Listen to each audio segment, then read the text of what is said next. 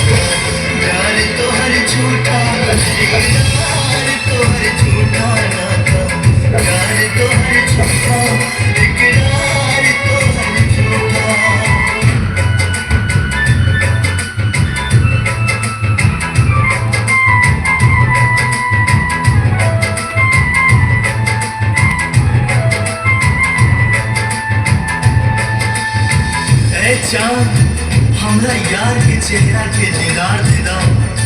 ए चांद हमरा यार के चेहरा के दीदार दे दो। तू हमरा बेचैन दिल के करार दे दो। लुट गई पानी हम अंधरिया में, बस थोड़ा सा रोशनी उधार दे दो।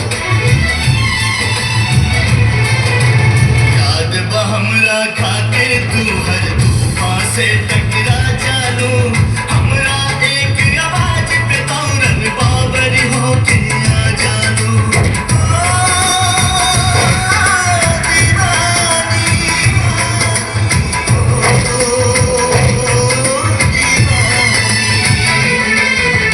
याद बा हमरा खातिर तू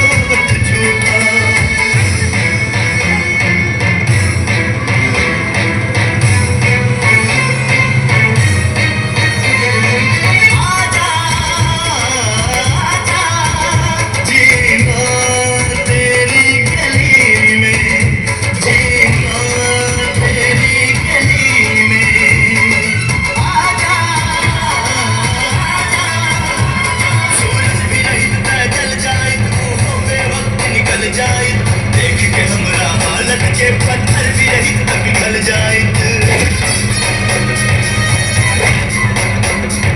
कितनो बोले नी तोहरा के फिर भी ना आइलू तू बहे लगल अखियन से हमरा आंसू बन के रहू आंसू बन के रहू आंसू बन के रहू रो रो के जी हम मर जाए इतना वफा निभा दी आंचल के अपना कफन बना के कैसे अपना दी आंचल के अपना कफन बना के कैसे अपना दी कैसे अपना दी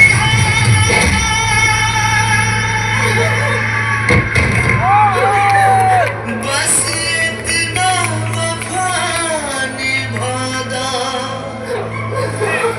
आंचल के कफन बनादा एक बार गले से लगा के ए जान हमर दफना दा नाता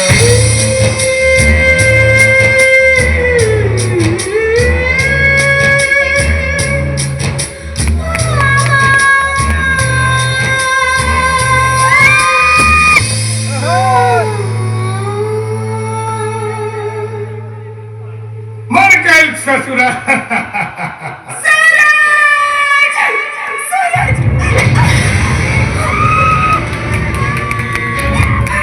बड़ा सही टाइम पर लिए भाई हैं? तोरा आशिक की आखिरी ख्वाहिश है तोरा आंचल के कफन बना के उड़े के देख मत उड़ा दे के अपन उड़ने जीते जीते तोरा पा न सकल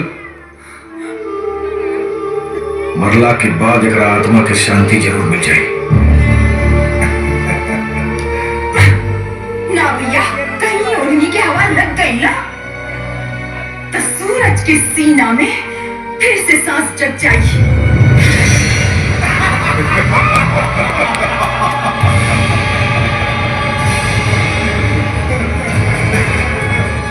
लैला के बारे में तो सुन ले रहनी कि पत्थर के फूल बना दिले आज अपना बहन के प्यार की ताकत भी देख लेता है। हाँ अरे दिखा तो अपन प्यार की ताकत। तो आज फिर दुआ और तक असर लाई।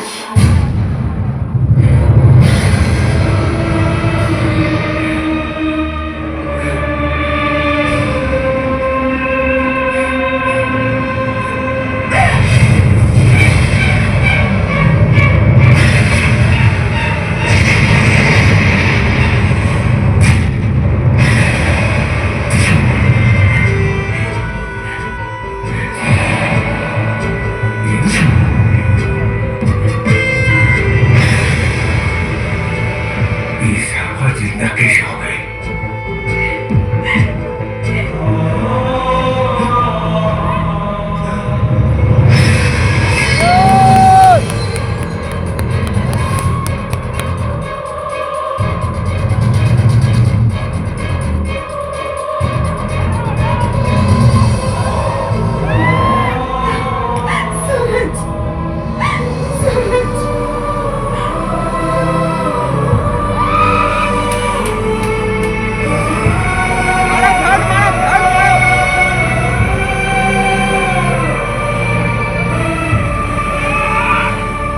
देख लेला पगड़ी और सहरा में फर्क।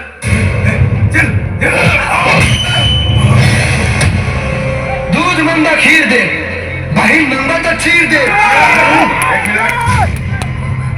बहन की मजबूरी ना रही ना तो मोहब्बत और शादी की सेहरा के सपना के साथ साथ 27 फीट जमीन के भीतर काटते रहती।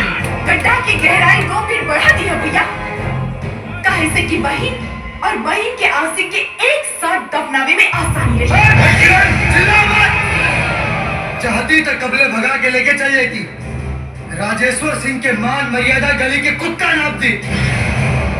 बाकी सार के सम्मान बहनोई के जान से ज्यादा कीमती।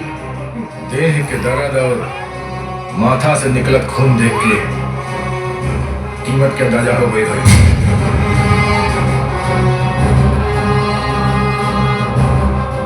दिन तारीख अपने के तय करी। डोरी बारात लेके हम आई, दुल्हन के ले जाए में डंगा डलनी, तो बहनोई के डंडा ससुरारी में झंडा बना के फहरावे के।